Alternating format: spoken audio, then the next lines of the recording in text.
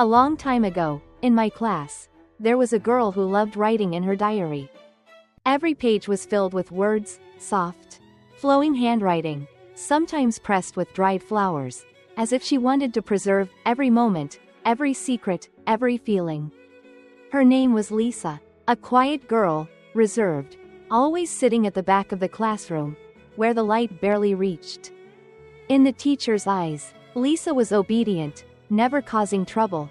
In our eyes, she was almost invisible, like a gentle shadow passing through the room.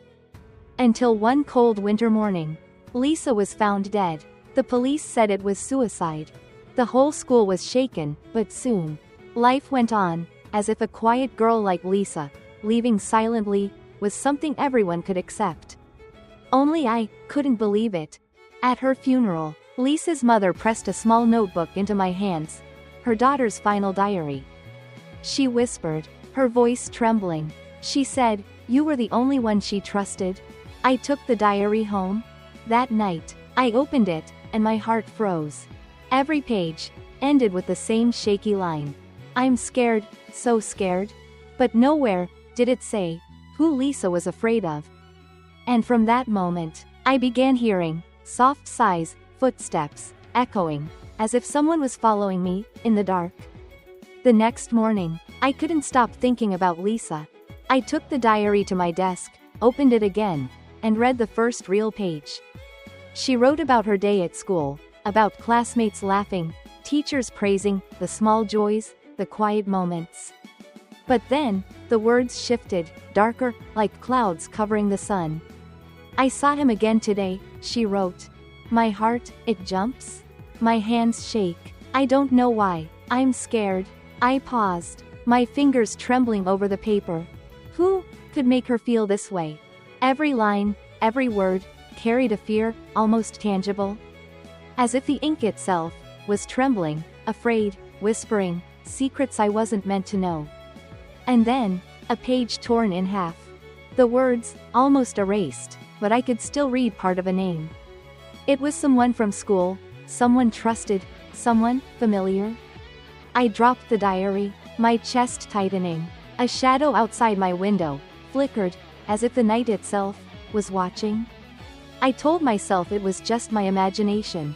But when I closed my eyes, I could still hear her voice, soft, trembling. "I'm scared, so scared." I couldn't sleep that night. Lisa's words kept echoing in my mind. "I'm scared, so scared," like a whisper right behind my ear. I returned to the diary, flipping carefully, as if touching it too roughly might break the spell. She wrote about her home, a quiet house, but not peaceful. "There's someone watching me, even when I'm alone. I hear footsteps, soft, but they're there, always." A chill ran down my spine. I remembered the teacher saying Lisa was shy, harmless. But here, in her diary, she described something much darker. A page, folded strangely, corners worn. She had drawn little symbols, circles, lines, like a code. I tried to decipher them, but the meaning slipped away, like smoke. And then, the diary fell open on a page I hadn't seen before. A sketch of our classroom, every desk, every face. And someone scribbled in the corner. "He knows, he watches." My hands froze. Who could he be? A classmate? A teacher? Someone closer, someone I'd never suspected. I looked around my empty room. The silence pressed in, heavier than ever. And I felt eyes on me. Watching, waiting. I whispered, "Lisa, what happened to you?" But only the diary answered. "I'm scared, so scared." The next morning, I couldn't stop thinking about that page. Lisa's words, her sketches, her fear. I had to know. I had to understand. I went back to school. The classroom felt different, empty desks, silent hallways. Even the sunlight seemed thinner, weaker. And in the corner of my eye, I thought I saw a shadow. Just for a moment, gone when I looked directly. I checked the old filing cabinet, hoping, maybe, she had left something else.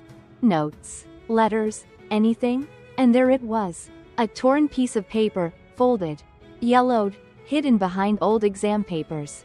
It said, in shaky handwriting, He follows me. I can't tell anyone. I'm trapped. There's no way out. My heart raced. Trapped? Followed? By whom? I remembered our homeroom teacher. Mr. Thompson, quiet, strict, never smiled. Could he be the one? I felt a cold sweat. I should leave it alone. Forget it. Pretend it never existed. But something, deep inside, refused. Every time I closed the diary, the room seemed colder. A low creak from the floorboards. A whisper, almost inaudible. I'm scared, so scared. That night, I couldn't sleep. The diary lay on my desk, open, pages fluttering as if stirred by an unseen hand. I read the torn piece again. He follows me. I can't tell anyone. The words echoed in my mind. I felt a chill crawling up my spine. I tried to recall any unusual incidents at school, any strange glances, unexplained sounds. Then it hit me. The teacher, Mr. Thompson, his visits to the library, his insistence on keeping the classroom organized. Suddenly, every little thing he did seemed sinister. I shivered. I remembered Lisa's warning. Trapped? No way out? A soft thump came from the hallway. I froze. Nothing should move at this hour. But then, a whisper, faint, deliberate. I'm scared, so scared. I couldn't stop thinking. Could it be that Lisa had known the danger all along? And I had been blind, oblivious, until now. I realized the torn pages weren't just words. They were breadcrumbs, leading me somewhere I wasn't sure I wanted to go. The next day, I returned to school. Every corner of the classroom seemed heavier, darker. Like the walls themselves were watching. I found myself drawn to the library. The same library where Lisa often stayed. I remembered the torn diary page. He follows me. I can't tell anyone. I walked past the shelves, heart pounding. And then, I saw it. A faint mark on the floor, scuffed wood, leading toward the back room. I hesitated. Every instinct screamed to run. But I needed answers. I had to know what Lisa feared so much. Inside the back room, dust hung thick in the air. Books scattered, a chair overturned, and on the desk, another torn page, half missing, but enough to read. I saw him take her, and no one believed me. A cold wind brushed past. The whisper again, I'm scared, so scared. And in that moment, I understood. The diary wasn't just a record of fear. It was a warning I was only beginning to heed. Days passed, but I couldn't stop thinking about the diary. Every memory of Lisa came back. Her quiet smile, the way she tucked her hair behind her ear, and the fear she tried to hide. I started searching her locker, her desk, anything she might have left behind. Then, I found a small envelope, tucked under the floorboard of her desk. Inside, more torn pages, words barely legible. He knows everything. I can't trust anyone. The handwriting shook, desperate. I realized Lisa had been trying to expose someone close, someone no one suspected. And then, a name, partially torn. Mr. H. I froze. Mr. Harrison, our homeroom teacher. The one everyone trusted. The one who smiled politely as we passed in the hall. A chill ran down my spine. Could it really be him? Could the person Lisa feared, the one who drove her to death, really be someone so familiar, so close? The diary was screaming at me. Don't ignore it, don't let him hide. And I knew I was stepping into a danger Lisa could not escape. I couldn't sleep that night. Every creak in the house, every shadow, made my heart race. I kept the torn pages close, as if they could guide me. The next day, I returned to the classroom. Alone, pretending to study. My eyes kept drifting to Mr. Harrison's desk. The same polite smile, the same calm presence. But now, it felt sinister. I started checking the classroom corners, under chairs, inside drawers. And there, behind the radiator, a small notebook, filled with numbers, dates, and names. Lisa's handwriting, faint, almost erased. And one phrase repeated, he watches, he waits. My stomach twisted. This was proof, evidence, but dangerous proof. I realized If someone saw me with it, I could end up like Lisa. Vanished, silenced, but I couldn't turn back.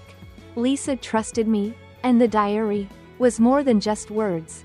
It was a warning. Night fell, heavy, suffocating. I stayed in my room, pretending to read. But my hands trembled, the notebook open. Every word, every date, felt alive, watching me back. I traced the torn edges, and noticed a pattern. Each missing piece corresponded to someone who had disappeared. Not just Lisa, others before her, quietly erased. I heard a soft knock at the door. I froze, heart pounding. "Who's there?" I whispered. Silence. I turned back to the diary, and my eyes fell on a note. Almost invisible, written in tiny letters. "You'll see, soon." Fear clawed at me, and yet, I couldn't stop. I had to know the truth, even if it meant putting myself in the same danger. I thought of Lisa, her trust, her fear, and I knew I couldn't abandon this. The next day, I returned to school, diary clutched tightly. Each hallway, each classroom, seemed colder than before. And I noticed him, the teacher, Mr. Han, standing by the window, watching, always watching. I flipped through the diary, and my stomach turned. A page I hadn't noticed, torn from the middle, revealed his handwriting, faint, almost erased. They must never know, not now, not ever. I felt a chill, a creeping dread. Every face in the diary, every disappearance, pointed back to him, the one we trusted, the one we never suspected. I ran my finger over another torn page, and a single sentence stared at me, written in Lisa's shaky hand. "He watches and waits." I swallowed hard, heart racing. The truth, horrifying, but I couldn't turn away. Not now, not ever. That night, I couldn't sleep. The diary lay open on my desk, pages fluttering in the faint breeze. I kept thinking, how could Lisa, someone so quiet, have known so much? I traced her words. "He watches and waits." A shiver ran down my spine. I remembered how he always lingered near her desk, how his eyes never quite left her. The next morning, I returned to the classroom. Empty, silent, the air thick with unspoken fear. And there, tucked under a chair, another piece of torn paper, almost invisible. I unfolded it, and my blood ran cold. If anyone finds out, they will be next. I looked around, the walls, the ceiling, even the floor seemed to be listening. I felt eyes on me, but there was no one there. I realized, Lisa's fear, her death, it wasn't random. It had been planned, and the key, the truth, was hidden in these torn pages. I clutched the diary, swore to myself, I would uncover everything, no matter how terrifying it might be. Days passed, each one heavier than the last. I kept the diary close, reading every line, every sentence, every fragment. It was like listening to Lisa's whisper, a warning, a cry for help. One afternoon, I found myself back in the classroom. The air smelled of dust and old wood. I sat at her old desk, the one she always chose. And my fingers brushed something, small, hidden beneath the tabletop. A folded piece of paper, yellowed with age. I opened it slowly, my hands trembling. It was a list, names, dates, and a single word repeated next to each name. Watch. I gasped. Each name was someone she knew. And the last name on the list. It was mine. The room seemed to darken, the shadows lengthening. I felt a presence, just behind me. I turned quickly, nothing. But the diary, it felt heavier. As if it wanted to show me more. I understood. Lisa's fear wasn't just for her. It was for all of us. And the danger was closer than I could imagine. Night fell. The room grew colder. I stayed at my desk, the diary open before me. The pages whispered, almost moving, as if Lisa's spirit was trying to speak. I noticed a corner of one page, torn, something written faintly on the back. I held it to the light, the words barely visible. He watches. He always watches. Chills ran down my spine. I knew then, the person who caused Lisa's fear was still out there, still close. Memories of her smiles, her silences, the way she always glanced at the doorway. It all made sense now. Lisa had known. She had known something we didn't see. And suddenly, a sound, soft, deliberate. A creak from the hallway. Like someone, stepping, watching me. I froze. The diary trembled in my hands. It felt alive, and the message was clear. Lisa's fear wasn't over. It had never ended. I couldn't move, my eyes fixed on the diary. The words seemed to crawl on the page. Don't trust anyone, not even him. A memory struck me.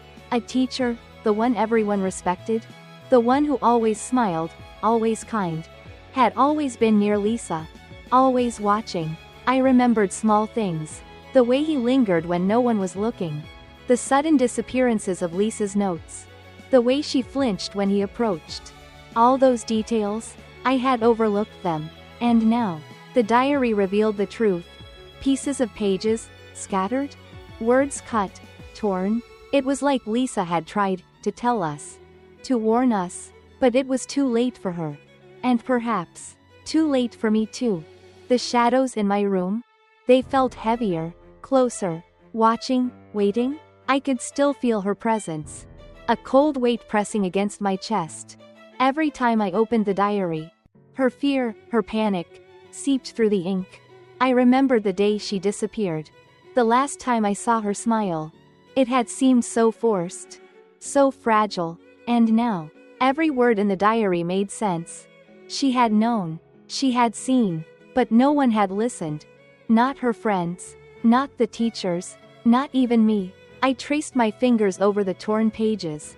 Hoping, somehow, to feel her again, to hear her voice, whispering. I'm scared, so scared. But the diary was silent. And the room seemed to breathe with her absence. That night, I couldn't sleep. The diary lay open on my desk. Its pages fluttering as if a breeze passed through. But there was no wind. I heard it, a soft whisper, a faint sobbing, coming from the corner of my room. I froze, my heart pounding. Could it be her? Or just my imagination? I whispered her name, but only silence answered. Yet the air felt heavy, like it carried her fear, her sadness, her secret. And I realized, the diary wasn't just words. It was her, trapped, begging, for someone, anyone, to understand. The next morning, I returned to the diary, hoping that daylight might make things feel less eerie. But the torn pages still lay there. Fragments of secrets, of fear, of pain. I carefully pieced them together. Letters, words, sentences, half gone. And my stomach sank. I could read enough to know. Someone had been watching her. Controlling her. And the teacher, the one we all trusted. He had hidden it, all along. Every word, every fragment, pointed to him, the one we never suspected. And suddenly, the suicide made no sense. It was never a choice. It was a trap. That night, I couldn't sleep. The fragments of her diary, they haunted me. Every time I closed my eyes, I saw her, her eyes wide with fear, her hands shaking as she wrote. To sew, rat sew. But now I understood. She wasn't just scared of the dark. Or of being alone. She was terrified of him. The one who smiled at us in class. Who graded our papers kindly. But behind closed doors, he was a predator. And all those times, she had trusted no one. It made sense now. Her final words, her hidden plea, were directed at me. She had hoped I would find the truth. I kept the torn pieces on my desk, carefully aligning the edges. It took hours, but finally, I could read the missing lines. And there it was, the name, written faintly. A name I had trusted. A name I had never suspected. Shock froze me, my hands trembled, the realization hit like ice. She hadn't committed suicide. She had been silenced by someone we all knew. Someone we all believed in. I stared at the diary, at her words, at the truth, and whispered, I'm sorry, Lisa, I should have seen it sooner. The final pages, the last few words she ever wrote. They were almost a plea. A warning. Don't trust anyone, even those who smile the brightest. I'm afraid, very afraid. But I hope someone will uncover the truth. I closed the diary, heart pounding, tears blurring my vision. The classroom, the school, the quiet streets, everything felt different now. I knew I had to act, to expose the lies, to honor her memory, but the silence of that day, the emptiness in my chest, would stay with me forever. Her fear, her courage, and her voice, still echoing in the shadows of my mind. I whispered to the empty room, "Rest now, Lisa, I will not forget you."